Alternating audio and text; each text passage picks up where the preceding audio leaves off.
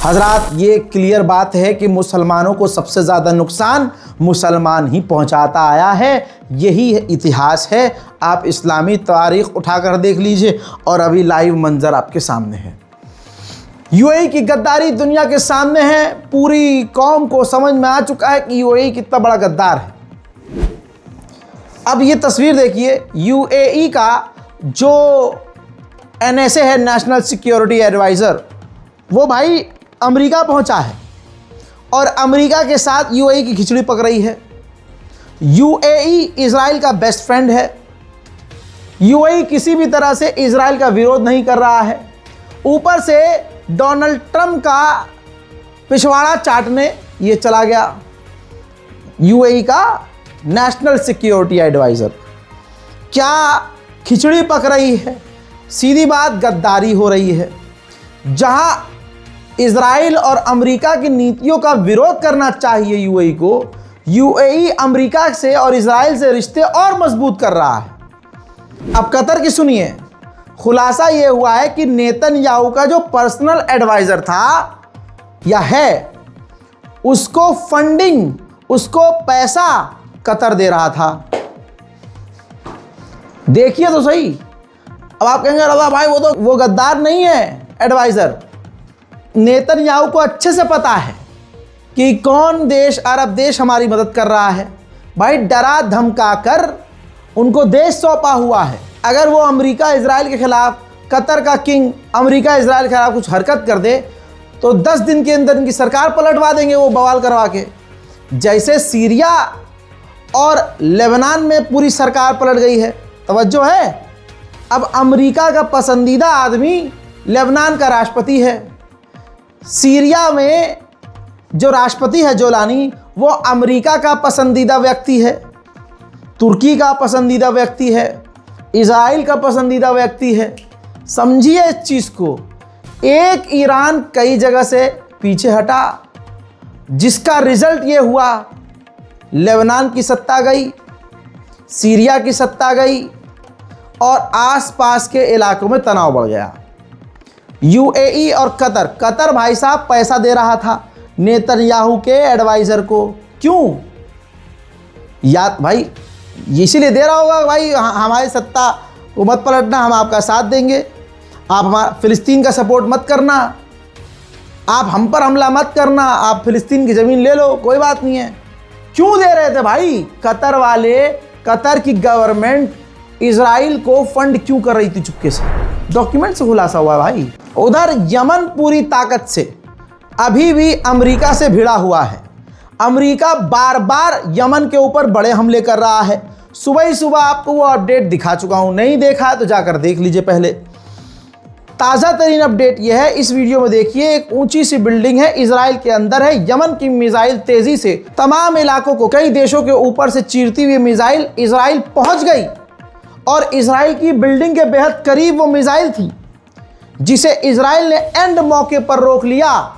लेकिन दूसरी तरफ नेतन्याहू को देखा गया, नेतन्याहू बंकर की तरफ भाग रहा था। यमन की मिसाइल अभी इजराइल के हवा में थी और इनकी हवा निकल गई थी और तेजी से ये बंकर की तरफ नेतन्याहू भाग रहा था। हजरात, उधर इजराइल पूरी ताकत से गज्जा पर हमला कर रहा है। जी हाँ, भारतीय वक्त के मुताबिक सुबह 9 बजे करीब हमला हुआ। वहाँ तो रात है, तो वहाँ इतना ख़तरनाक, एक ही हमले में 22 गाज़ा के लोग मारे गए हैं। अब गज्जा के अंदर का हाल मेडिकल का यह है कि 80% हॉस्पिटल और medical centre out of service हो चुके हैं, बंद हो चुके हैं। उधर इजराइल के ऑफिशियल ने माना है कि हम जो सिविलियंस को गज्जा में मार रहे हैं वो हमारी स्ट्रेटजी का प्लान है, जिससे हमास पर दबाव बन सके। अब इजराइल के जो सैनिक और अधिकारी और कमांडर नेतन्याहू की बात से राजी नहीं हो रहे हैं, उनको निकाला जा रहा है सेना से सीधा।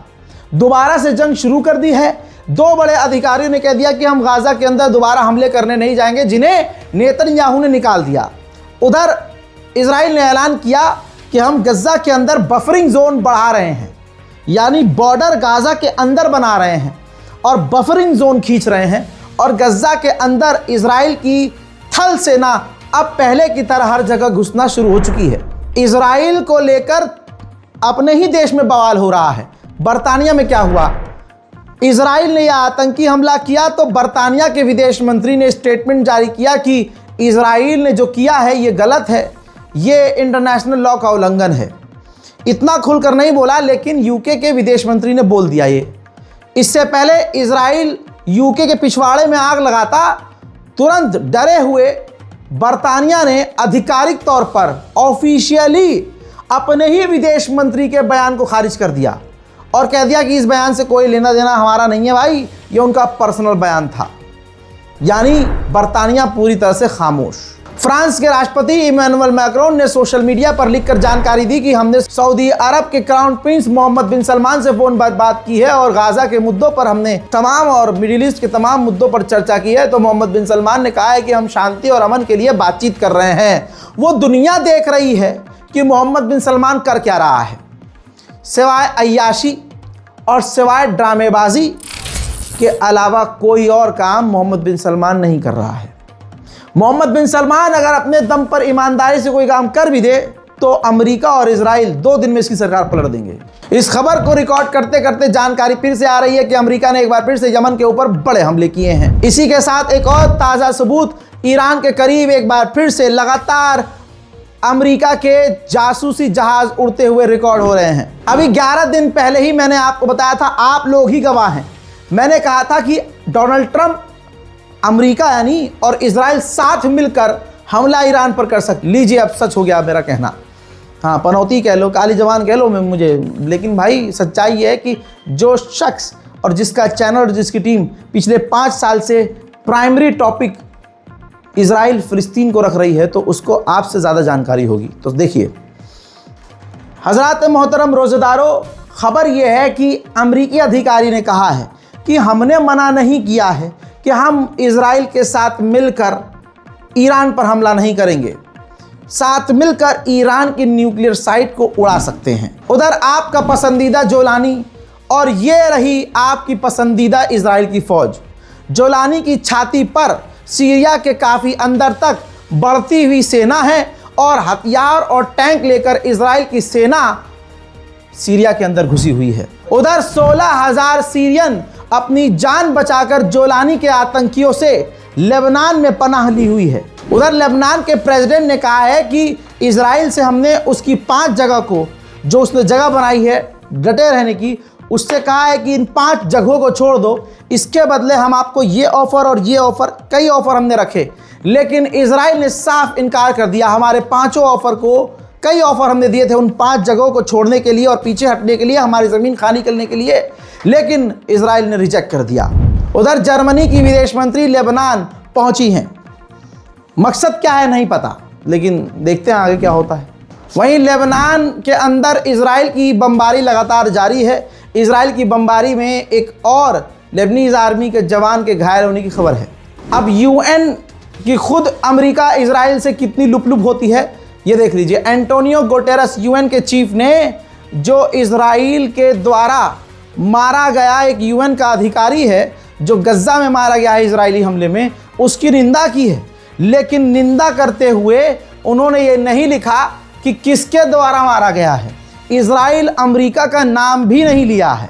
वहीं भारत, मोदी सरकार, देखिए डबल फेस कितना है इस मोदी सरकार का, जिसके चाहने वाले औरंगजेब, मुर्दा औरंगजेब से, लड़ मुझसे लड़, निकल, हम तो कबर तोड़ देंगे तेरी। इनकी इतनी ही औकात है कि एक मुर्दा से लड़ने के लिए, कबर उखाड़ने के लिए, कबर तबाह करने के लिए दिन रात फाड़ रहे हैं गला और अपनी ये गले की जो नस फाड़े दे रहे चीख चीख के। जिनका इतना कमज़ोर है कि मुर्दा से लड़ने को तैयार हैं, और वो क्या ही ताकतवर जो सत्ता के नशे में हीरो बन रहा हो।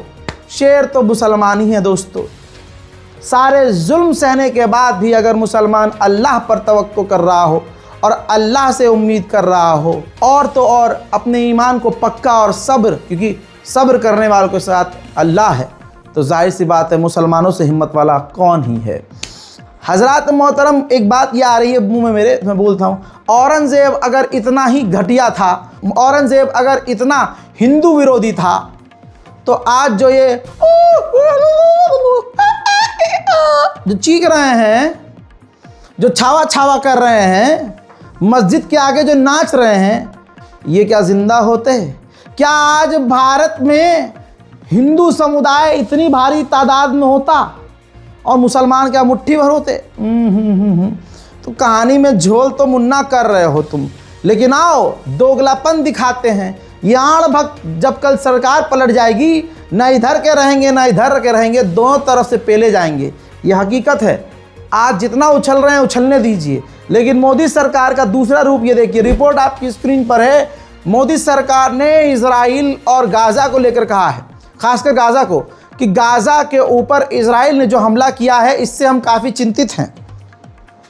हमास को तमाम हॉस्टेज को रिहा करना चाहिए तुरंत, और साथ में गाज़ा के अंदर जो मदद, खाना पानी सप्लाई रोकी गई है, वो भेजी जानी चाहिए।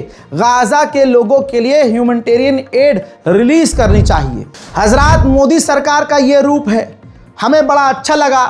तमाम मुसलमानों की तरफ से मोदी गवर्नमेंट को मैं शुक्रिया अदा करता हूँ कि ये आपका बेहतरीन कदम है, अच्छी बात बोली। लेकिन कब्र के अंदर के मुसलमानों से लड़ना छोड़ दो और कमज़ोर मुसलमानों से भिड़ना छोड़ दो। अरब का मुसलमान तुम्हारे लिए चुम्मेश्वरी है और हम खंजेश्वरी हैं, हमें मारो तुम, बहुत बढ़िया भाई। दूसरी तरफ देखिए, इजराइल पर खुलकर अगर कोई हमारी पॉलिटिकल पार्टी बोल रही है तो कांग्रेस है। रिपोर्ट आपकी स्क्रीन पर। बहुत खतरनाक बात प्रियंका गांधी ने कही है। प्रियंका गांधी जी ने कहा है कि हाल फिलहाल में अभी इजराइल ने जो 400 सिविलियन को गाज़ा में बमबारी करके कत्ल कर दिया है, यह आतंकी है, यह आतंकी घटना है, जिसमें 130 बच्चे इजरायली गवर्नमेंट ने मार दिए।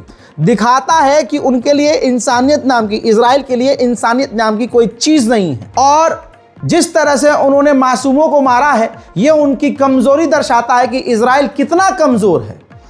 और साथ में ये सच, वो अपना सच, वही इशारा किया है कि ये ज़मीन उनकी नहीं है, अपना सच कबूल करने से वो डरते हैं।